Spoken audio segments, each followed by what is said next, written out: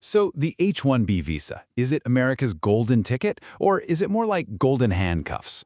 For skilled workers all over the world, it's this huge prize in the U.S. immigration system. But is it really the gateway to the American dream, or is there something else going on? Let's dive in and really look at the numbers.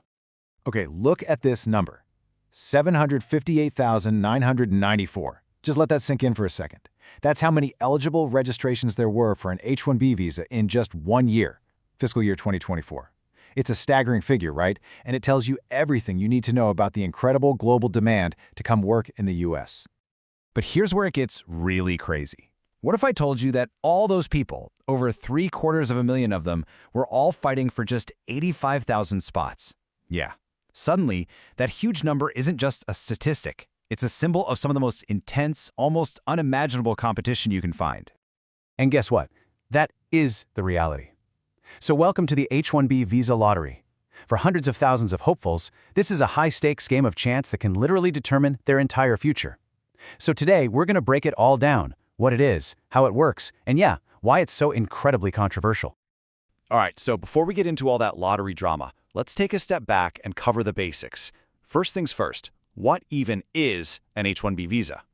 The whole program really is built around this one key idea, a specialty occupation. So what does that actually mean? Well, the official definition is pretty specific. It's a job that needs highly specialized knowledge and, here's the kicker, usually requires a bachelor's degree or even higher in a very specific field. So we're talking about engineers, scientists, doctors, IT pros, that kind of thing.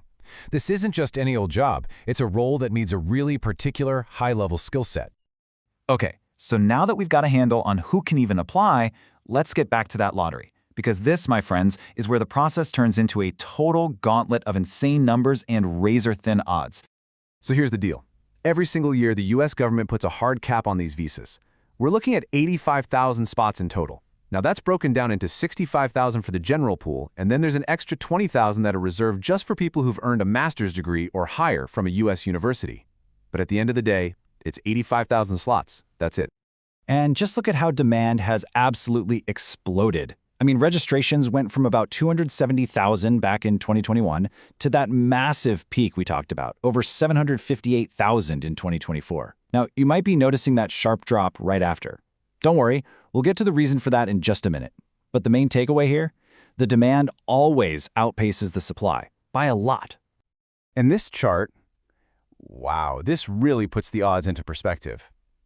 In that peak year, fiscal year 2024, out of nearly 760,000 eligible registrations, only about 188,000 were even selected. And get this, that selection doesn't mean you get the visa. Oh no, it just means you get the chance to apply. That's a selection rate of less than 1 in 4. So winning the lottery is just buying a ticket to the next, much harder round. So, what was up with that massive spike in 2024? Well, it turns out people were trying to game the system. Some individuals had multiple companies register them, right? Trying to increase their odds. To put a stop to this, the U.S. Citizenship and Immigration Services, or USCIS, rolled out a new beneficiary-centric system. The idea is simple. Now, each person gets entered into the lottery just once, no matter how many companies want to hire them. It's all about making the lottery a little bit fairer. So, let's say you did it. You beat the insane odds and you got selected. Congratulations. But hold on, the race is far from over. In fact, now the real fun begins. Next up, the dreaded paper chase. For the lucky lottery winners, a long, 3-step bureaucratic journey kicks in. First, the employer has to file something called the labor condition application. Then, they file the official H-1B petition. And finally, if everything goes right, the person gets their visa approved. And trust me, each one of those steps is a huge hurdle packed with mountains of paperwork. And that first step, the labor condition application, it is absolutely critical. See, its whole stated purpose is to make sure U.S. workers are protected. The company basically has to swear that hiring a foreign worker won't negatively impact the jobs or wages of American workers.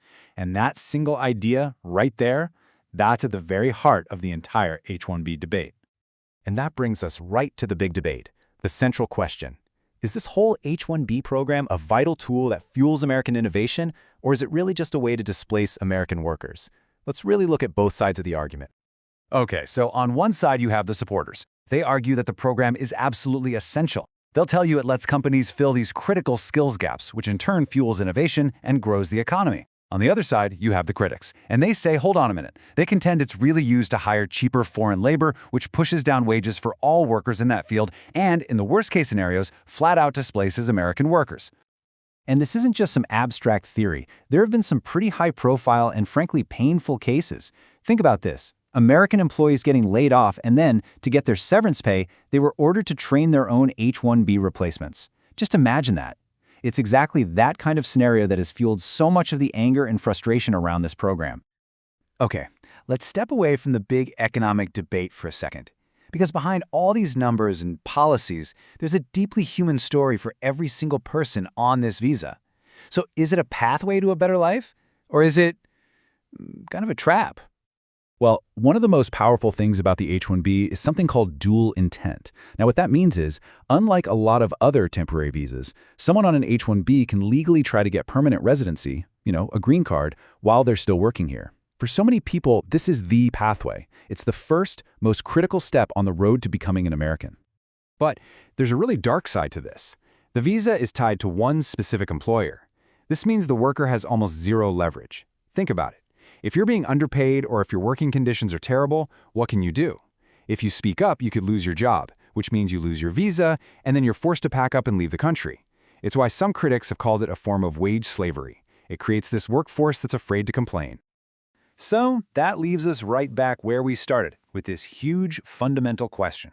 Is the H-1B program an essential engine for the U.S. economy, a golden ticket that brings in the world's best and brightest?